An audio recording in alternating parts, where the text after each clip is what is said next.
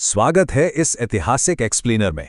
आज हम इतिहास के उस बेहद दिलचस्प और महत्वपूर्ण दौर में गोता लगाने वाले हैं जिसने भारत का नक्शा हमेशा के लिए बदल दिया।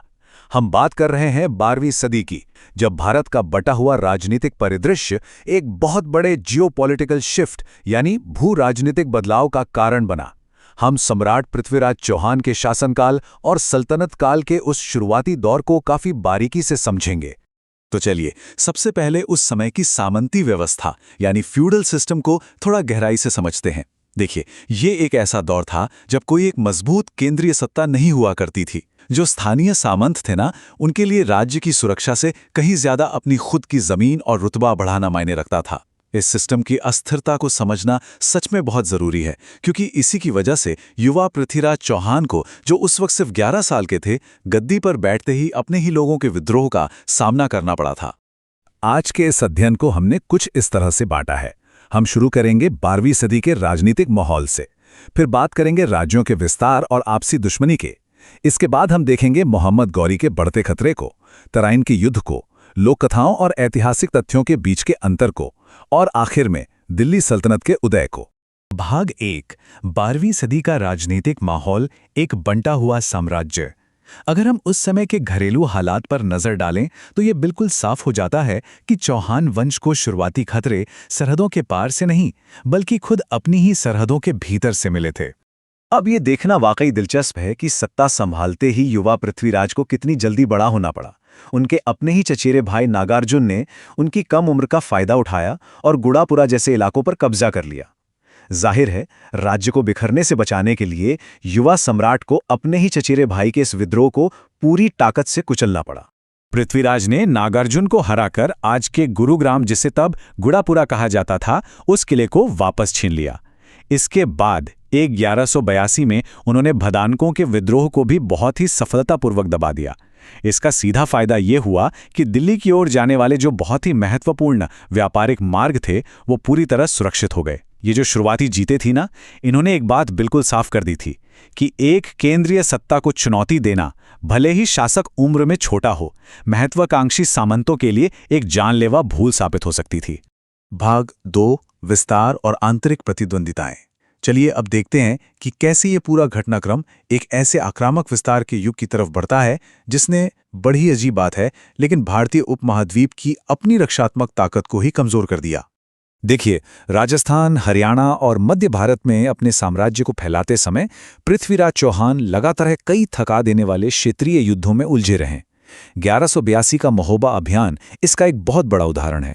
चंदेल राजा परमर्दी देव और उनके उन महान सेनापति आल्हा और उदल के खिलाफ लड़ा गया ये युद्ध बेहद खूनी और भयंकर था। भले ही इसमें पृथ्वीराज को जीत हासिल हुई, लेकिन इसके बदले में उनके अपने सैन्य संसाधनों का भारी नुकसान हुआ, जिसने उनकी सेना को अंदर ही अंदर काफी थका दिया था। और ठीक यहीं पर उस युग की सबसे बड़ी और कह सकते हैं कि सबसे घातक खामी खुलकर सामने आती है। एक तरफ पृथ्वीराज चौहान थे, जिनका अपने चाचा की विजय के कारण दिल्ली पर नियंत्रण था, और दूसरी तरफ थे कन्नौज के राजा जयचंद, जो अपने नाना अनंगपाल तोमर के रिश्ते से दिल्ली पर अपना जन्मसिद्ध अधिकार मानते थे। वर्चस्व और जमीन को लेकर इस भयंकर आपसी दुश्मनी ने यह तय कर दिया था कि ये दोनों ताकतवर राज्य कभी भी एक होकर किसी बाहरी खतरे का सामना नहीं कर पाएंगे। भाग 3, घोरित खतरे का उदय, एक नए तरह का आक्रमणकारी। अब जिस वक्त देश के अंदर ये सारी उथल पुथल मची हुई थी, ठीक उसी वक्त उपमहाद्वीप के पश्चिम में एक बिल्कुल ही नए प्रकार का खतरा अपने पैर पसार रहा था।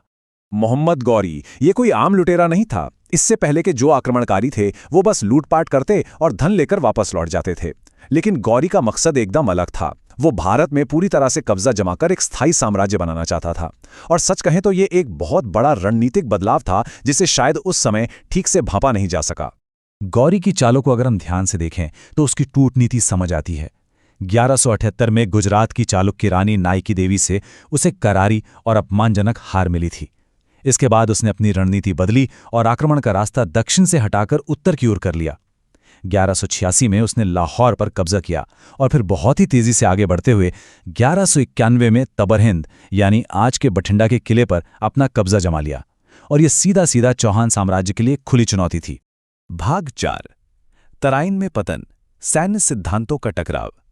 भटिंडा छिन जाने के बाद दोनों ताकतों के बीच एक सीधा महायुद्ध होना बिल्कुल तय हो गया था, और ये टकराव हुआ तराइन के उन ऐतिहासिक मैदानों में। 1191 के तराइन के प्रथम युद्ध का विश्लेषण करने पर पता चलता है कि यहाँ दो बिल्कुल ही अलग युद्ध रणनीतियों का आमना सामना हुआ था।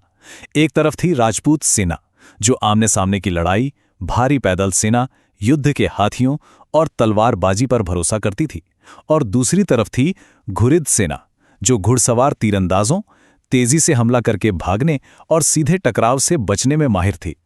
इस पहले युद्ध में राजपूतों के सीधे हमलों और हाथियों की बेतहाशा ताकत ने गौरी की इस हिट एंड रन रणनीति के परखच्चे उड़ा दिए थे। लेकिन पहला युद्ध जीतने के बावजूद राजपूतों से एक ऐसी रणनीतिक भूल हुई जिसकी कीमत सदियों तक चुकानी पड़ी। आधुनिक इतिहासकार अक्सर इसे पृथ्वीराज सिंड्रोम कहते हैं। युद्ध के पारंपरिक नियमों का पालन करते हुए भागते हुए और घायल गौरी पर वार नहीं किया गया, उसे जिंदा छोड़ दिया गया।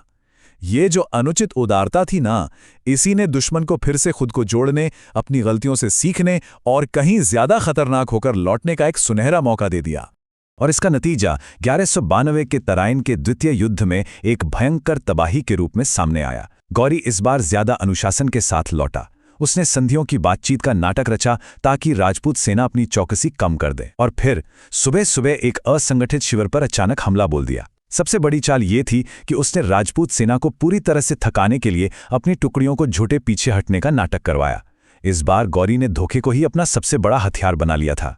उस थका देने वाले सुनियोजित जाल के आगे राजपूत सेना टिक नहीं पाई और पूरी तरह से ढह गई। सम्राट पृथ्वीराज चौहान को हरा दिया गया और बंदी बना लिया गया। एक बेरहम दुश्मन को कम आंकना और युद्ध के पारंपरिक नियमों पर अड़े रहना, ये एक ऐसी भयंकर रणनीतिक विफलता थी जिसने भारतीय इतिहास की पूरी दिशा ही पलट कर रख दी। भाग 5 लोक कथाएं बनाम ऐतिहासिक तथ्य।